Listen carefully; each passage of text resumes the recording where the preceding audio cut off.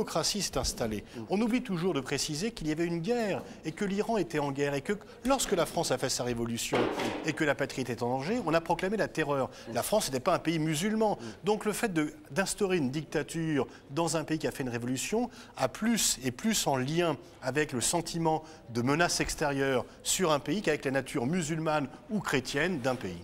Richard Labézière. Je crois qu'il me semble qu'on ne peut être que d'accord aujourd'hui autour de cette table et au-delà qu'on ne peut que se réjouir du réveil des peuples, des sociétés civiles, de ces ajustements 68 arts dont on parlait. Il y a quelque chose de nouveau. Non, c'est indéniable. Mais pourquoi et il faut 68 arts non, je dis c'est des ajustements. Non, mais c'est une image rapide. C'est pour faire court. C'est un puissant mouvement social qui effectivement est intifada.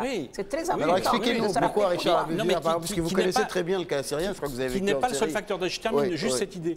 Qui n'est pas le seul facteur, parce que et c'est là où je reviens sur la pertinence d'avoir choisi le discours de 2005 de George Bush, parce qu'indépendamment du discours du Caire, que ça nous plaise ou non, eh bien, l'agenda et les réalités géopolitiques du choix de l'hyperpuissance américaine, même si les Américains ne sont pas le grand mamamouchi qui manipule tout, eh bien, l'agenda stratégique du discours de Bush de 2005 est aujourd'hui le même aujourd'hui de l'administration Obama, indépendamment du discours du Caire. L'obsession américano-israélienne reste l'Iran, l'axe du mal reste en place et les priorités stratégiques américaines restent identiques. Voilà, c'est ça, si vous voulez, l'effet de diffraction. Alors, bien sûr, les peuples sur place modifient la donne dans leur pays de manière séquencée et on est dans des phases transitoires. N'empêche qu'on voit que, et je pense que Pascal Boniface ne me contredira pas, l'agenda et les priorités stratégiques n'ont pas changé. Où il y a vraiment une politique. Il y a une continuité. Oui, mais elle est essentielle et la continuité sur le plan stratégique et énergétique, elle est pas la dimension nationale de ces révolutions.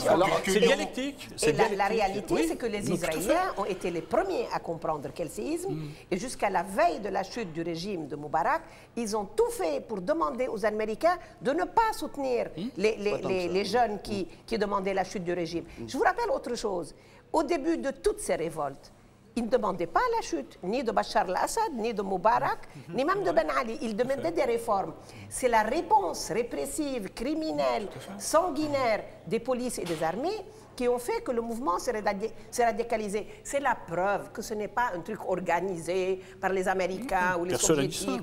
C'est quelque chose qui est venu de la société elle-même, qui est dû à l'évolution historique dont a parlé Pascal, qui est la mondialisation et l'ouverture. D'ailleurs, ce n'est pas hasard si elle s'est exprimée aussi à travers des formes tellement modernes de communication, parce que nous faisons partie d'une évolution historique qui va vers la modernité. Ils veulent tout simplement être des citoyens modernes et de regarder leur sophistication. Leurs revendications sont très spécifiques sur quels sont les éléments pour construire la démocratie.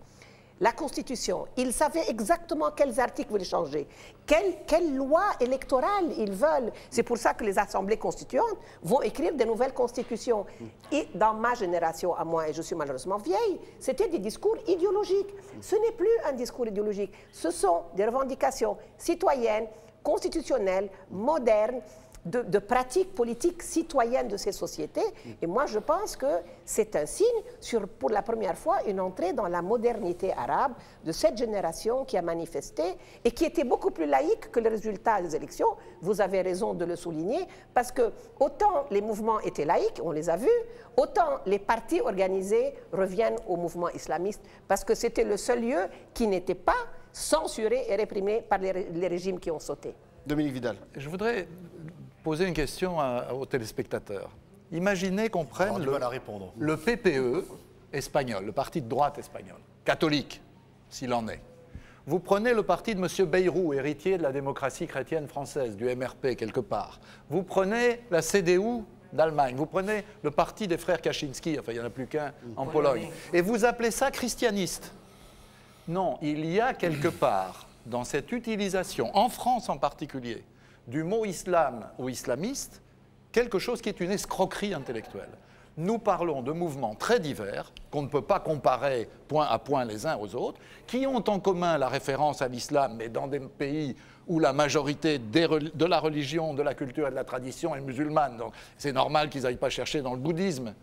Mais au-delà, vous avez des phénomènes politiques comme dans n'importe quelle région du monde. Donc, mais Dominique Vidal, est-ce qu'il ne sera pas, juste sur ce point, c'est très important, est-ce qu'il ne sera pas plus facile, après cette description que vous faites, de dire finalement, il y a 2 ou 3 blocs politique aujourd'hui, le bloc musulman islamiste, même si la manière de le qualifier peut être un petit peu superficielle. Ça existait auparavant. C'est que le monde est pluriel, effectivement. Je ne crois pas. Non, il sera plus pluriel, parce que ça sera des blocs. Il y aura le bloc des pays musulmans avec des gouvernements islamistes dans la vision géostratégique globale. Les groupes salafistes marocains, dont ceux qui ont, paraît-il, à vérifier, organisé les attentats de Casablanca. Je répète, à vérifier. Parce que comme par hasard, ils sont morts sous la torture, on ne saura jamais qui avait fait quoi.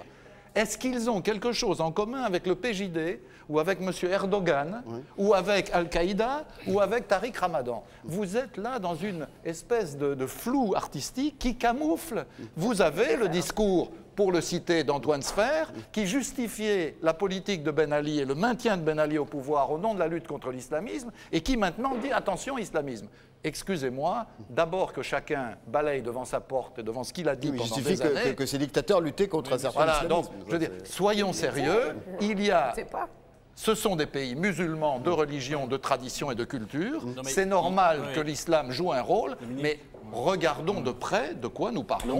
C'est normal qu'un jeune Tunisien, un jeune Marocain ou un jeune Égyptien considère que dans leur diversité, ces forces-là ont été victimes de la répression, sont des forces estimées à tort ou à raison moins corrompues et votent pour elles. Avec une politique sociale à l'égard des plus pauvres, ça veut dire que ces partis politiques qui se réclament de l'islam ont eu des programmes d'aide aux citoyens, là où l'État avait complètement enlevé tout le secteur public. Il y a d'autres parties de leur programme qui peuvent être aussi là, pour le coup, je suis tout à fait d'accord avec Dominique Vidal, il faut spécifier chaque fois les acteurs politiques selon les scènes nationales. Parce que si au Maroc, effectivement, les salafistes n'ont certainement pas grand-chose à voir avec le PJD, dans d'autres pays, par exemple, il y a des contacts ou des filiations entre les frères musulmans, les gamins islamiens ou les salafistes en Égypte et autres, etc. Bon, il faut spécifier les acteurs. Il faut voir que les frères musulmans ne sont pas les mêmes en Tunisie, au Maroc, mais une fois qu'on a dit qu'ils étaient très différents, ça n'empêche pas que de l'extérieur, on voit une région qui peut... Regardons de l'intérieur, parce que moi je vais vous dire, pour moi, on est à l'extérieur ici en France. Mais moi je suis à l'intérieur. Et donc moi, ce qui m'intéresse, c'est qu'à l'extérieur, pour une fois, on voit et on écoute ce que les gens de l'intérieur disent. Ce n'est plus une question maintenant uniquement de voir comment ça se voit de l'extérieur. Il y a une population au sud de la Méditerranée qui interpelle le monde et en premier lieu le nord de la Méditerranée. Et je pense que cette voix nouvelle, elle mérite d'être écoutée dans son authenticité. Qu'on ne fasse pas de nouveau les 10 années où on a eu un discours qui est venu des États-Unis, qu'on a plaqué sur la situation dans notre région. Et je pense qu'il faut les écouter dans ce qu'ils disent et pas à travers des lunettes de frayeur et de peur. J'ai l'impression que votre crainte est un peu qu'une fois que ces peuples seront eux-mêmes, il y aura une confrontation entre les uns et les autres. Disons qu'on peut dire que les Tunisiens, les Égyptiens se ressemblent plus à eux-mêmes que du temps de Moubarak et de Ben Ali, ils les expriment plus. Est-ce que pour autant les Asiatiques sont confucianistes dans leur majorité? Ce n'est pas pour autant que nous avons des visions confrontatives avec eux. Les peuples sont ce qu'ils sont, ils ont chacun sa culture, son histoire, ses origines. Ce n'est pas forcément la source d'une confrontation. Et au contraire, ça peut être une source d'enrichissement. Nos sociétés d'identité et nos sociétés sont de plus en plus plurielles, avec des allers-retours. Vous avez des gens du Maghreb qui s'établissent en France, des gens de France qui s'établissent au Maghreb. Donc, le fait que les gens soient eux-mêmes n'est pas, par définition, une source d'hostilité à partir du moment où il y a le respect de chacun, ce qui n'était peut-être pas tout à fait le cas auparavant, mais à partir du moment où vous respectez l'identité de l'autre, il n'y a aucune raison que des identités différentes soient confrontatives. Alors, respect, c'est un mot que semblent avoir oublié certains dirigeants de la région, notamment le président syrien ou le président yéménite. Retour sur des événements dans ces deux pays. Regardez. Hormis Moscou qui cherche encore à sauver la mise au régime syrien, les taux des pressions internationales se resserrent autour du pouvoir de Bachar el-Assad. Après l'annonce des sanctions de la Ligue arabe, qualifiée de déclaration de guerre économique par le ministre syrien des Affaires étrangères, c'est l'ONU qui revient à la charge. Le rapport de sa commission d'enquête internationale rendu public lundi à Genève accuse ouvertement le régime de crimes contre l'humanité. Une situation qui a poussé les ambassadeurs allemands et américains à l'ONU à relancer les discussions au Conseil de sécurité. Il devient de plus en plus clair, même pour ceux qui voudraient le nier, que le régime d'Assad a participé à des atrocités scandaleuses et désormais prouvées. Après 33 ans de règne et 10 mois de répression sanglante, le président yéménite se dit prêt à lâcher le pouvoir. Il accepte de se retirer en échange de l'immunité pour lui et ses proches. Selon l'accord signé à Riyad, sous la pression des monarchies du Golfe, Ali Abdallah Saleh a 30 jours pour transférer le pouvoir à son vice-président qui devra former un gouvernement d'union nationale avec l'opposition. Cette transition devra aboutir à une nouvelle constitution et à des élections. Mais les jeunes contestataires qui campent depuis 9 mois à Sanaa rejettent cet accord. Ils parlent de trahison de l'opposition et demandent le procès du dictateur. Après les dizaines de morts et les milliers de jeunes engagés dans cette révolution, nous sommes contre cet accord. Nous voulons le départ de Saleh et son procès. Des manifestations hostiles dans la capitale yéménite ont salué cette annonce. Des heurts violentes ont encore fait 5 morts jeudi parmi les manifestants. Craignant l'instabilité de son voisin, l'Arabie saoudite a pris une part active dans cet accord. Riyad redoute un effondrement du Yémen qui pourrait profiter aux influents groupes d'activistes liés à Al-Qaïda. Richard Labavière, vous faisiez référence avec Dominique Vidal à 68, vous dites des mouvements sociaux qui se soulèvent, mais la répression sanglante, qualification de crime contre l'humanité par l'ONU, qu'est-ce que... Là, il est clair que ce rapport est tout à fait accablant pour le régime syrien.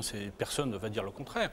Il faut simplement rappeler, on l'a dit en début d'émission, les situations sont différentes d'un pays à l'autre, et si vous prenez... Et si on essaie de comprendre, ça ne veut pas dire de justifier, si vous prenez aujourd'hui l'ensemble, syrien, libanais, irakien, on est dans une mosaïque confessionnelle qui, on peut dire, pour faire court là aussi, on est dans les Balkans du Proche-Orient.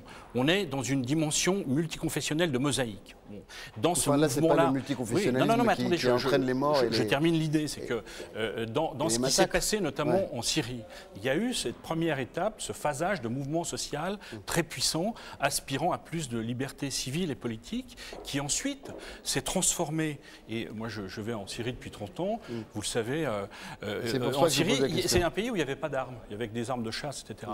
Dans une deuxième séquence, alors avant de parler des responsabilités, on a vu des armes entrer par la Turquie, par le Liban, par l'Irak, par la Jordanie. Ça, c'est l'argument qui est totalement utilisé par le régime en place. C'est celui du complot que vous avez répété tout à l'heure.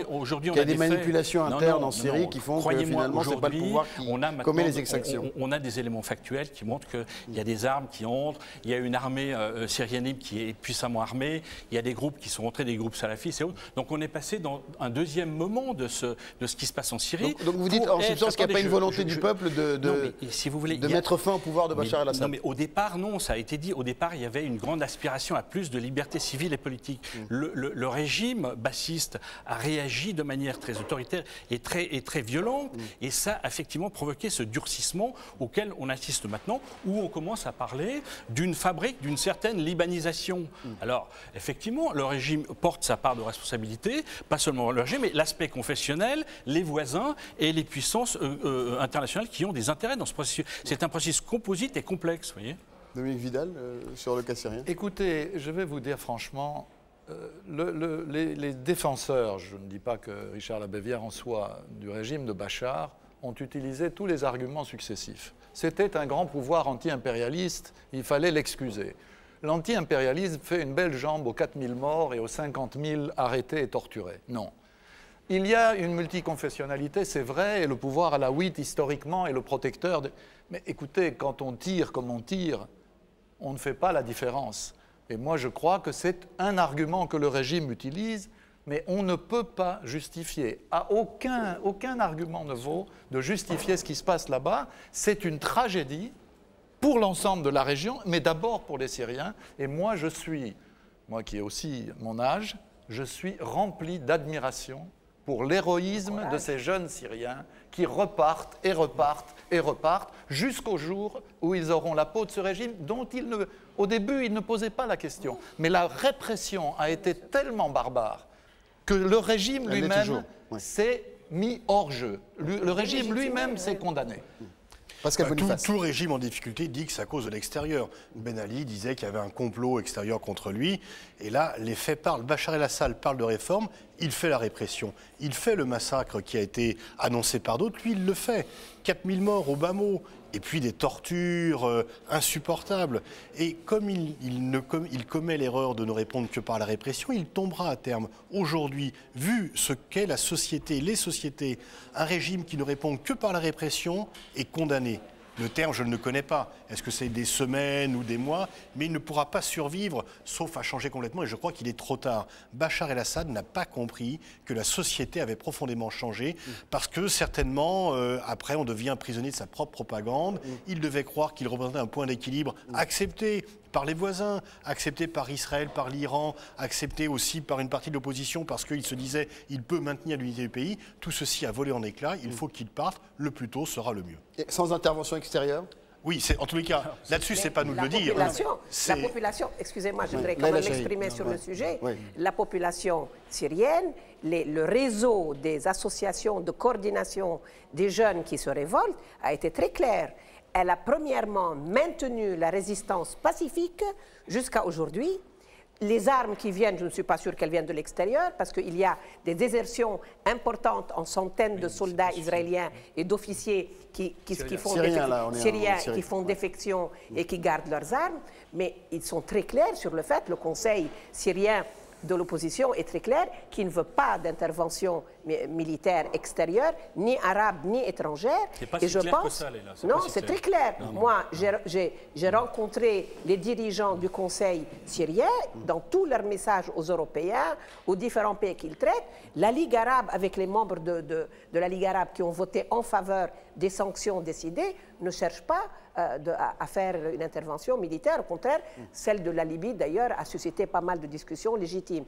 Mais je dirais que la Syrie ne peut pas être complètement à l'extérieur de ce mouvement. Je répète, la Palestine non plus, d'ailleurs, on n'en parle pas là, mais j'aimerais en parler. C'est le même courant de la même société civile arabe qui va de la Mauritanie jusqu'en Irak, dans les pays où les citoyens sont descendus et dans les pays où les citoyens vont encore descendre.